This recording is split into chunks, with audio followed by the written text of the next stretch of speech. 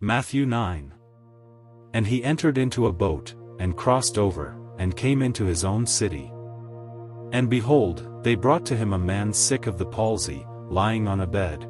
And Jesus seeing their faith said unto the sick of the palsy, Son, be of good cheer, thy sins are forgiven.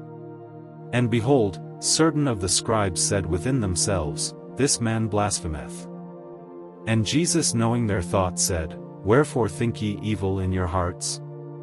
For which is easier, to say, Thy sins are forgiven, or to say, Arise, and walk? But that ye may know that the Son of Man hath authority on earth to forgive sins, then saith he to the sick of the palsy, Arise, and take up thy bed, and go unto thy house. And he arose, and departed to his house. But when the multitude saw it, they were afraid, and glorified God, who had given such authority unto men. And as Jesus passed by from thence, he saw a man, called Matthew, sitting at the place of toll, and he saith unto him, Follow me. And he arose, and followed him. And it came to pass, as he sat at meat in the house, behold, many publicans and sinners came and sat down with Jesus and his disciples. And when the Pharisees saw it, they said unto his disciples, Why eateth your teacher with the publicans and sinners? But when he heard it, he said, They that are whole have no need of a physician, but they that are sick. But go ye and learn what this meaneth, I desire mercy, and not sacrifice, for I came not to call the righteous, but sinners. Then come to him the disciples of John, saying, Why do we and the Pharisees fast oft, but thy disciples fast not? And Jesus said unto them, Can the sons of the bridechamber mourn, as long as the bridegroom is with them? But the days will come, when the bridegroom shall be taken away from them, and then will they fast.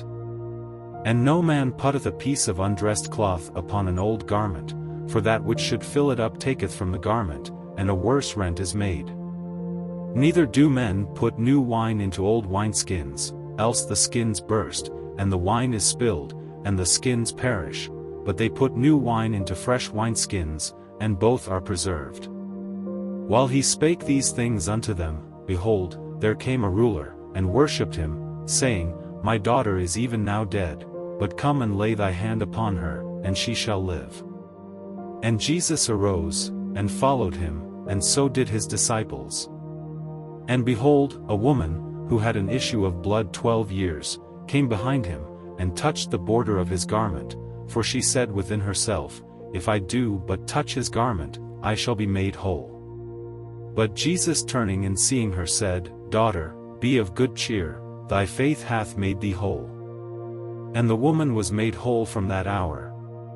And when Jesus came into the ruler's house, and saw the flute players, and the crowd making a tumult, he said, Give place, for the damsel is not dead, but sleepeth. And they laughed him to scorn. But when the crowd was put forth, he entered in, and took her by the hand, and the damsel arose. And the fame hereof went forth into all that land. And as Jesus passed by from thence, 2 blind men followed him, crying out, and saying, Have mercy on us, thou Son of David.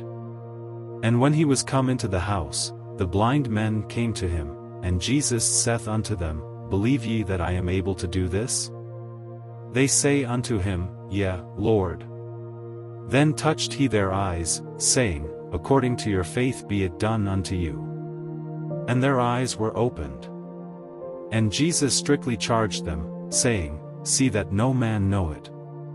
But they went forth, and spread abroad his fame in all that land. And as they went forth, behold, there was brought to him a dumb man possessed with a demon. And when the demon was cast out, the dumb man spake, and the multitudes marveled, saying, It was never so seen in Israel. But the Pharisees said, By the prince of the demons casteth he out demons. And Jesus went about all the cities and the villages, teaching in their synagogues, and preaching the gospel of the kingdom, and healing all manner of disease and all manner of sickness. But when he saw the multitudes, he was moved with compassion for them, because they were distressed and scattered, as sheep not having a shepherd. Then saith he unto his disciples, the harvest indeed is plenteous, but the laborers are few.